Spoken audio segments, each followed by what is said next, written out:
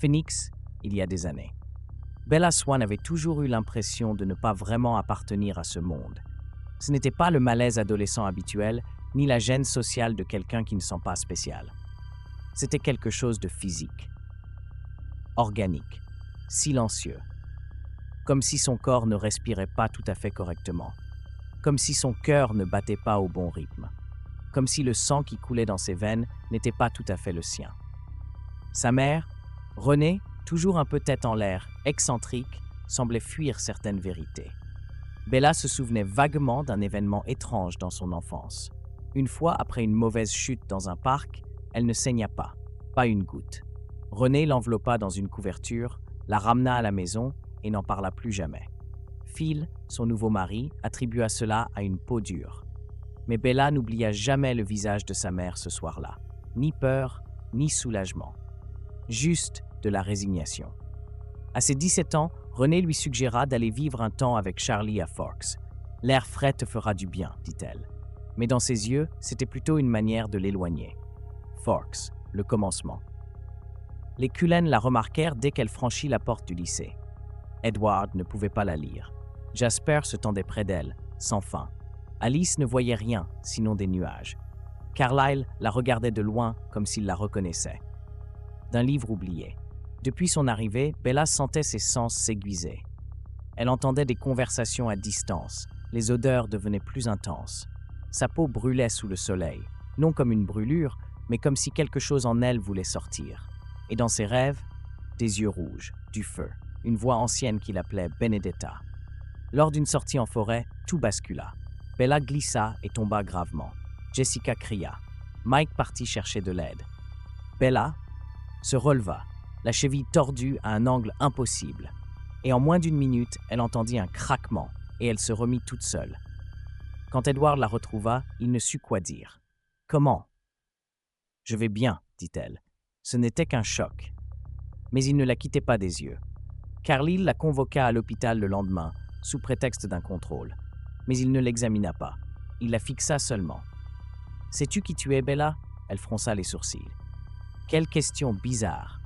Une question que je me pose depuis que je t'ai vue entrer dans ce couloir. » Cette nuit-là, Edward vint la voir, et il lui dit enfin la vérité. Il existe des légendes sur une enfant née sans morsure, sans créateur, d'une mère humaine et d'un père autre. Tu veux dire que je suis un genre d'expérience? Je dis que tu n'es pas totalement humaine et que ton corps se réveille car tu atteins la maturité biologique de notre espèce. Mais je ne bois pas de sang.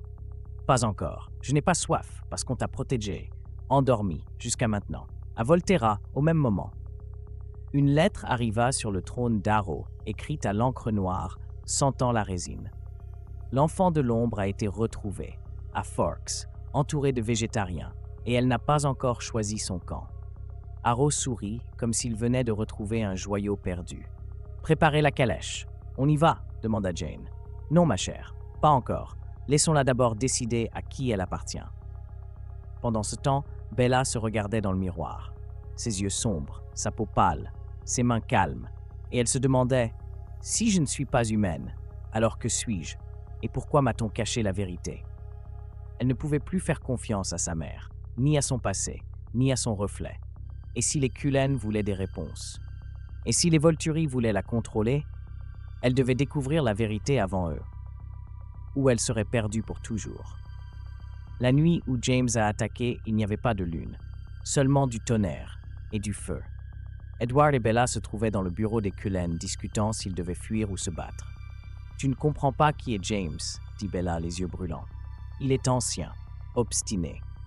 Lorsqu'il choisit une proie, il ne s'arrête pas.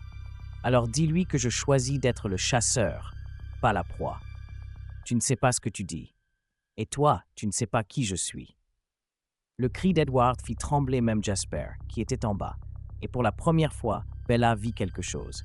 Un éclat derrière les yeux d'Edward, pas rouge, ni doré, argenté. Comme les légendes anciennes, comme quelque chose qui n'a pas encore été raconté. Quand James a attaqué, il n'était pas seul. Victoria l'avait aidé à préparer le terrain. Laurent n'était pas avec eux. Il était parti. Il craignait Bella. Craignait ce qu'elle pouvait faire si elle perdait le contrôle. Le combat commença dans l'ancienne usine à l'extérieur de Port Angeles. Emmett et Rosalie interceptèrent Victoria. Alice et Jasper prirent James à revers. Bella mena Edward au sommet du bâtiment, en sécurité. Mais James n'a jamais cessé de suivre l'odeur. Il est apparu sans bruit, comme une ombre, comme de la fumée. Et quand Bella s'est interposée, il l'a projetée violemment contre un mur. Edward a crié, et il a couru vers elle. Mais alors, quand James s'était lancé, quelque chose a changé. Edward a tendu les mains, et une onde de chaleur invisible, sauvage, électrique a jailli de sa poitrine. James a été projeté en arrière, hurlant. Sa peau a commencé à se fissurer comme de la céramique au feu, comme si le corps d'Edward, son sang, ses os, étaient contre nature pour les siens. Bella, blessée, le regardait avec horreur et fascination. « Qu'est-ce que tu es ?» Edward tremblait. Son cœur battait à un rythme impossible. Et ses yeux argentés brillaient comme s'ils reflétaient toutes les étoiles du ciel. « Je ne sais pas. » Carlyle mit des jours à expliquer, avec d'anciens volumes et des textes oubliés. Des humains ont partagé leur sang avec des vampires dans des rites anciens. En général, cela tue. Mais parfois, une lignée est marquée, endormie pendant des générations, jusqu'à ce qu'un vampire la réveille. Edward était le descendant d'un de ces hybrides ratés, d'une union qui n'aurait jamais dû avoir lieu, mais qui s'éveillait à nouveau. Bella ne l'avait pas transformé, ni mordu, mais sa proximité, son toucher, sa voix, avaient fait renaître Edward Swan comme quelque chose de nouveau, ni vampire, ni humain, quelque chose de plus. Les Volturi ont su, et n'ont pas tardé à envoyer un message, pas une menace, juste une phrase. Si une nouvelle lignée naît, nous voulons la voir de près. Bella et Edward sont partis, pas par peur, mais parce qu'ils n'étaient plus seulement deux amants interdits.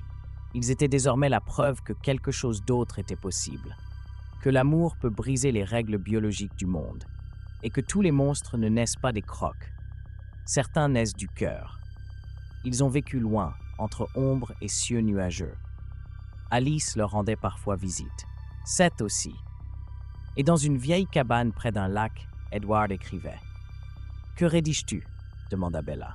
« Notre histoire, pour que si un jour, d'autres se sentent comme s'ils n'appartiennent à rien. » Bella sourit. « Et comment ça se termine ?» Il la regarda. « Ça ne se termine pas, ça commence seulement. »